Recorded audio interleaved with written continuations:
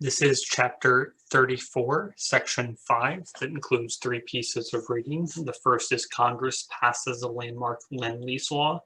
The second is Hitler's assault on the Soviet Union spawns the Atlantic Charter. And the third is U.S. destroyers and Hitler's U-boats clash.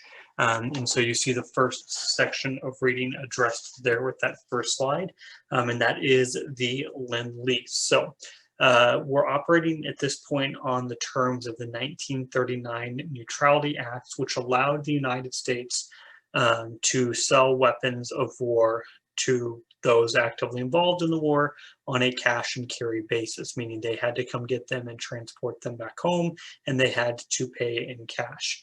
The Lend-Lease bill was an adjustment to that. So the idea was the United States was going to lend or lease American weapons to democracies. And so this was developed by FDR. The argument was to send guns, not sons, to Europe. And so the United States is going to send a limitless supply of arms to the victims of armed aggression. And in return, the war would stay across the ocean in the Atlantic or in Europe. And so then once the war was concluded, those materials would be sent back to the United States or their equivalents at the end of the war. So this meant that no one had to buy our weapons. We just lent them to them. And then when they were done, they gave it back. The analogy FDR used was your neighbor's house is on fire. You let them borrow your fire hose to put it out. That way your house doesn't catch on fire. And then when the fire is put out, you get your garden hose back. An apt senator pointed out that this is more like sharing chewing gum, because there's going to be no way that a weapon of war is returned in the same condition with which it was loaned. But for FDR, this is basically a way to get weapons to the Allied powers. So this is approved in March of 1941. In 1941, Germany responds by sinking U-boats. And so we have a series of U-boats crashed, U-boats sunk, we have a series of German U-boats sinking U.S. ships. On May 21st, 1941, Germany torpedoed a merchant ship known as the Robin Moore.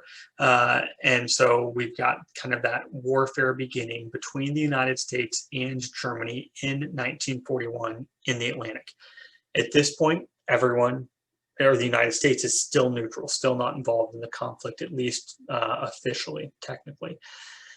But then we have a huge surprise. So we've talked about kind of multiple surprises with World War II. June 22nd, 1941 marks another one, where Adolf Hitler stabs the Soviet Union in the back after having signed the Soviet Non-Aggression Pact on August 23rd, 1939. In June of 1941, Germany attacks the Soviet Union, and this makes the Allies very happy because it now means that the Soviet Union and Germany will be fighting, which hopefully will relieve some pressure off of Great Britain and eventually the United States. And so the United States' response to this is to help support the Soviet Union. And so the United States sends first $1 billion, but by 1945, $11 billion to the Soviet Union to assist them in their fight against Germany. This is noteworthy again because of what takes place immediately at the conclusion of World War II between the United States and the Soviet Union.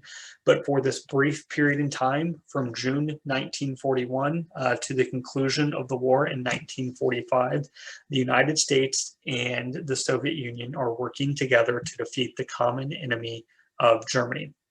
Hitler, with this attack, it is obviously a surprise attack, and they make massive gains into the Soviet Union. And by the time winter hits, Germany is right outside the gates of the capital city of Moscow.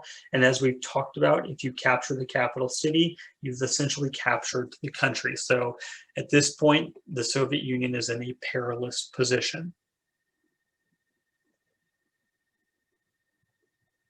So what this leads to is a conference, a meeting that's known as the Atlantic Charter Conference. It's a meeting between Winston Churchill and FDR. It's the first of many that they will have.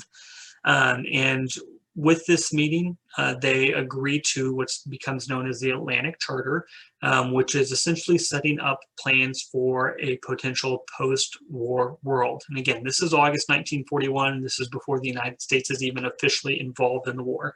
But what they say is that no territorial changes are going to take place that after the war that go against the wishes of those people living in those territories.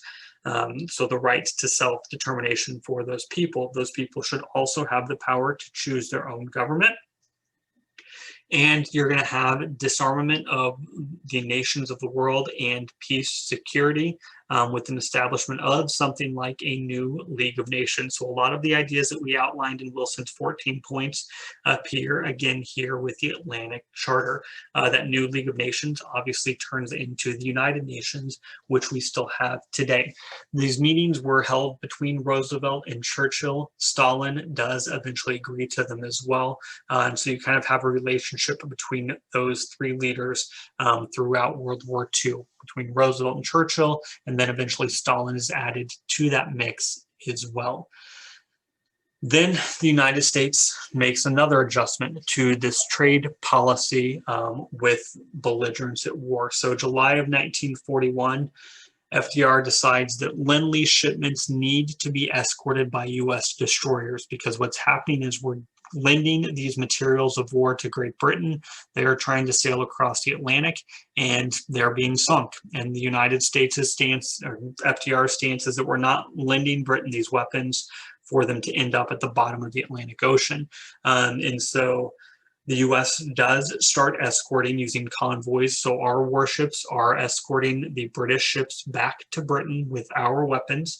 And this results in open submarine warfare in July of 1941. And so there are German attacks on the ships you see listed there, the Greer, the Kearney, and the Reuben James. What this all leads to is by November of 1941, Congress officially votes to end the Neutrality Act of 1939. It is important to point out at this point, we are still officially neutral. So November 1941, the United States in name is neutral. In action, though, we are essentially aiding the Allies. And if you know your history, you know what happens in December of 1941. But for right now, we are going to leave that until next week, because that concludes Chapter 34, Section 5 notes.